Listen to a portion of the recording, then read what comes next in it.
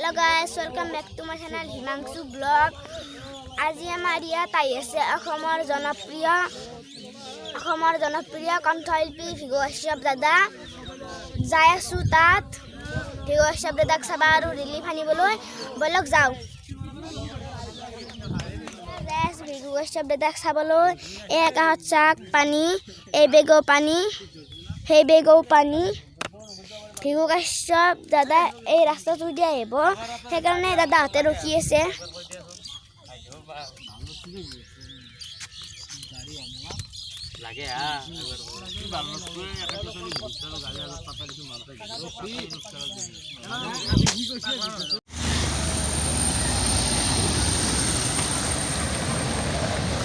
এয়া ভিগু কাশ্যপ দাদাহঁতৰ গাড়ী আহি পালে।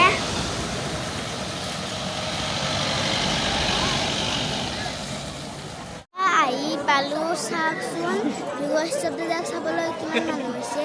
সেয়া বস্তুবিলাক নামুৱাই আছে, অলপ দেৰি কৰি বিলাব।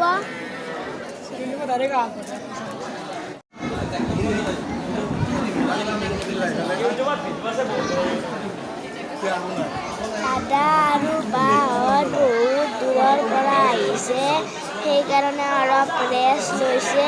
বস্তুবিলাক অলপ দেৰি কৰি বিতৰণ কৰিব।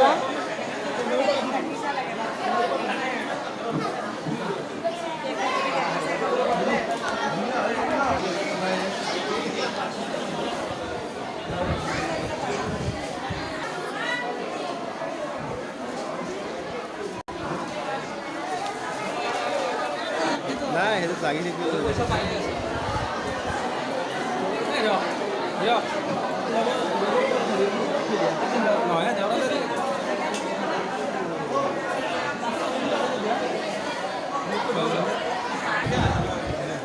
দাদা তোক গামছা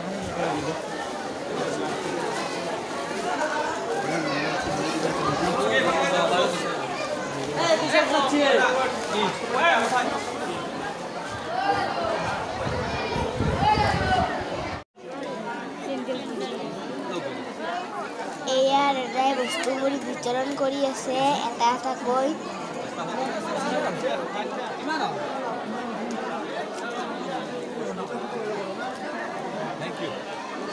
এইখিনিতে কথা এষাৰ কওঁ দেই, মই দিলোঁ মোক বাকী বন্ধু কৰি দিব।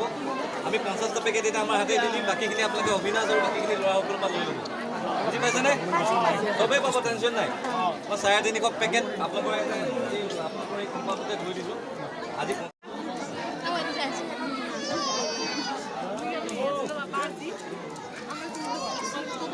এয়া গীতালি বাও দি আছে।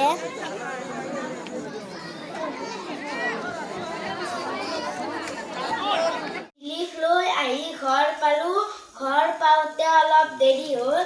এতিয়া ৰিলিফত কি দিছে চাওঁ।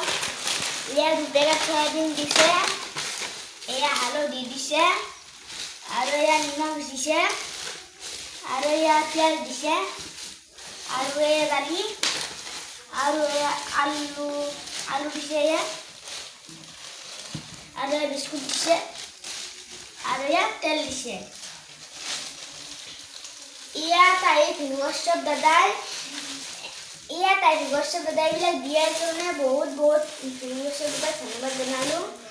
আৰু আজি ভিডিঅ'টো এইখিনিতে সামৰণি মাৰিলোঁ। ভিডিঅ'টো ভাল লাগিছে এটা লাইক আৰু কমেণ্ট কৰি দিব। বাই।